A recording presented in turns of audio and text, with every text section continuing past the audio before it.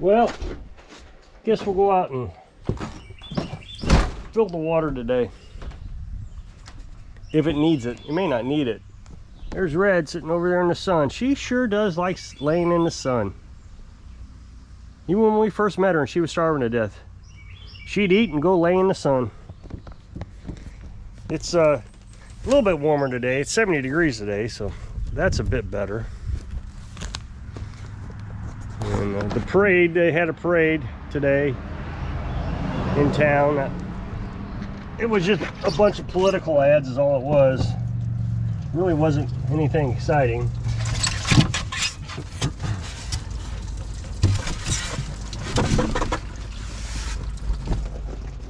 It was foggy this morning.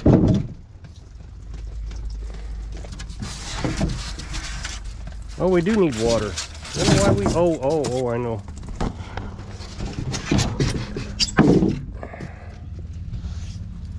Yikes. That was a lot lower than I expected.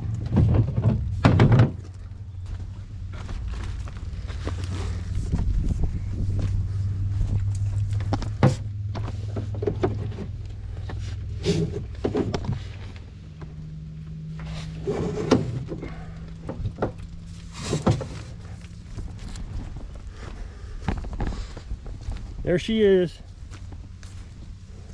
You okay, Red?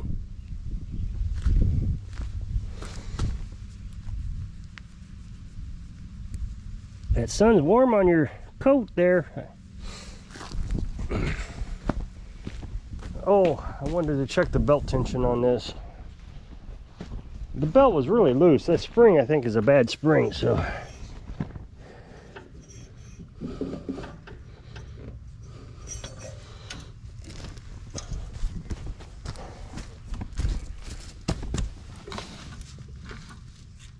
So I had to move the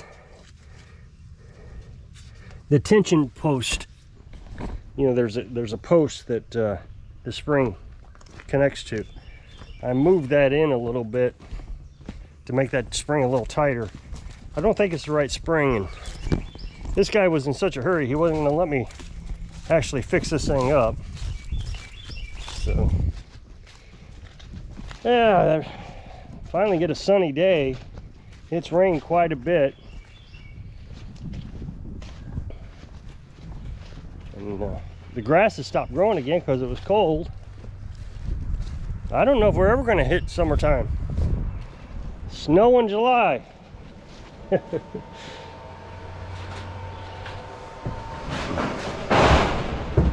see where we're at here. Yep, fully charged. Both sides equal. Turn on the inverter, but that's for the well. And just for those who don't remember, this is a 1,000-watt inverter. It uses 1 amp per hour, whether you're running electric or not. This is a 2,000-watt inverter, so that's for our bigger items that we want to run, like the well. That's 2 amps per hour. So it's best to keep this shut off so you're not wasting electricity. And of course, this runs the house just fine. But, you know, if we want to turn, you know, do something in the camper, I turn this one on. We don't use the camper that much for electric purposes anymore, so we don't really need it. That's about all there is to that. It's really no big deal. So now we'll walk back up. And I know there are people who think this is just crazy that I walk down here so I can fill the water every day. But I just don't see it as a big deal. I mean, what am I going to be doing? Sitting in there watching football? You know, that's the thing. Is people have gotten so lazy and so complacent in this country that they think just a modern stepping back to have a little bit of an inconvenience is a tragedy. But what's the point of living off grid if you're just going to live doing the same thing you always did, watching football and drinking your beer? Why can't you walk up and down the hill a couple times a day to fill the water? Oops, I messed up. I washed the lawnmower yesterday, so I unplugged the well from the inverter and I put it into the generator. So had this problem the other day when we did this. It's not a huge issue, just got to replug it in.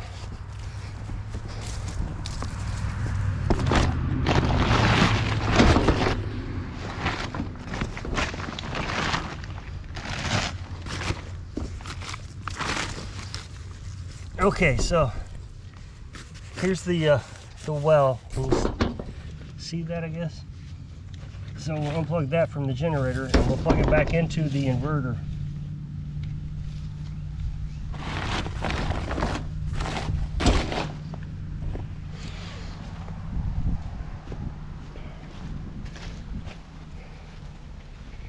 There was a debate about keeping power equipment outside under tarps on Facebook. I've had that lawnmower for maybe 5 years now, and it looks just as good as it did the day I bought it nearly, you know, except, you know, for me having used it, the deck has a little bit of rust on it, but all John Deeres get that rust, and I just hit it with a little bit of yellow spray paint each year anytime I see a rust spot. But keeping it on the tarp keeps it pretty healthy. People say there's too much moisture, but lawnmowers and cars, you know, the moisture isn't the problem. It's the sun. Whoops, completely passed up the well. So you protect the lawnmower from the sun or the generators. Of course, that tarp over the lawnmower has a little bit of ventilation. There's rips in it, so that kind of ventilates it. Helps that moisture get out of there. And then you just check for mice every now and then. Just make sure there's no mice building nests. Start it up in the winter once a month. That keeps the mice out. And I don't know. I've not had any problems. You know, people have to don't have a shed.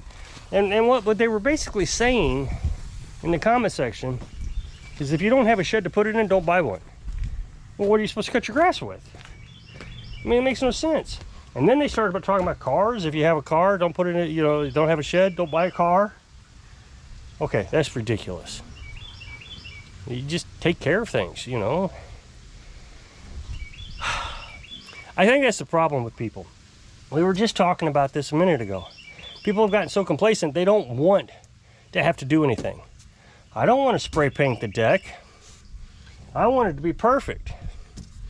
Well, I don't know. It just aggravates me that people are so lazy in this country.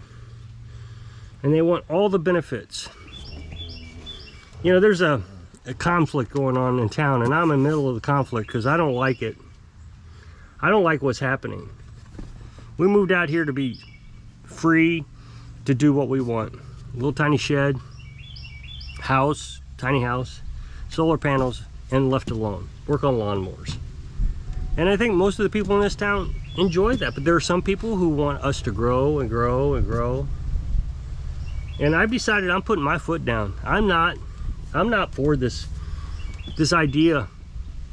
Well, what happened is the gas station, the local gas station, was a mom and pop gas station. It was a modern day gas station. It's a nice gas station. Way too much for this little town, I thought. Usually when you see a mom and pop gas station, it's got one pump and they might have Diet Coke. But this has got pizza and gas pumps, debit cards. It's pretty nice. I would say it's probably 10, 20 years old. It's not old at all. And the hardware store guy owns it.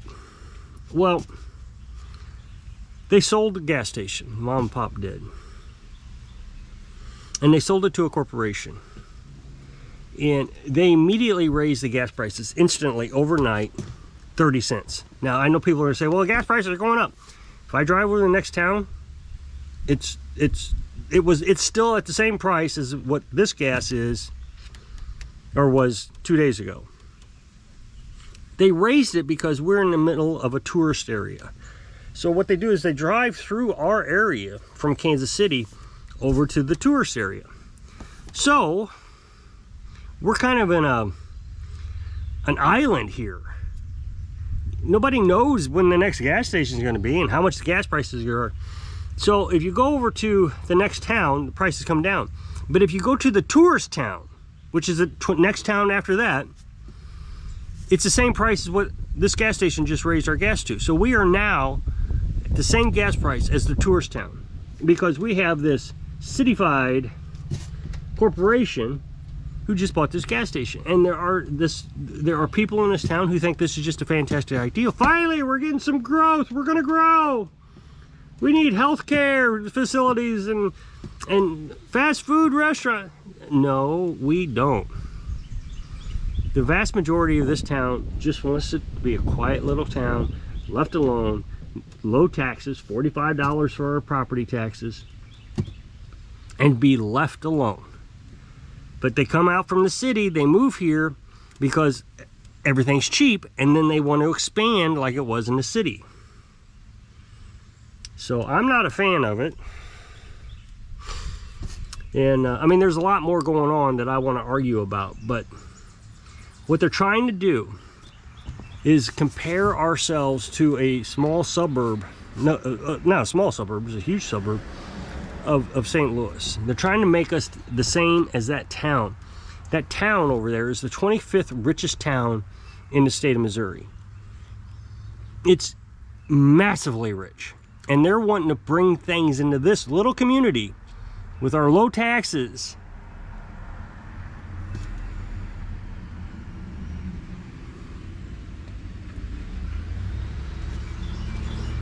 And have the things that they have. Well, in order to have the things they have, we would have to incorporate this town. We'd have to have taxes just to get the money that they're wanting to get. We'd have to have liability insurance and all the stuff. It's just, and I just can't understand why anybody would move to a town this small and think, oh, we're gonna, there's something going on, that we're going to make these poor people pay lots in taxes so we can have the same things as the town with the 25th richest town in the state of Missouri. So I figured if they can speak up and tell us how terrible we are because we're such backwoods here, I figured I could stand up finally and say something back. So I did, and I'm already exposing this. I mean, they immediately jumped all over me, told me how terrible I am because I didn't want these nice things. But then when I exposed what the big plan was, and all I did was find a screenshot of what their plan was. It wasn't hard to find. It took me like 2 seconds to find, you know, the stuff that they've been talking about for 2 years. I posted it and everybody's like, oh, no, we don't want that. No, I don't think the community would be up for that.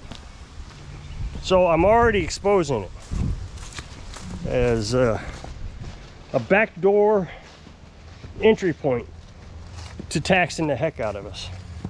Turning our little quiet town into a big tourist town. So I've probably told you too much. I would like to tell you more, but I don't know. I don't want to cause a big corruption, or not corruption, conflict, because I don't want to ruin my lawnmower repair business. But on the other hand, I don't want to lose my town. So I guess I'll just sacrifice the business so I don't lose the town.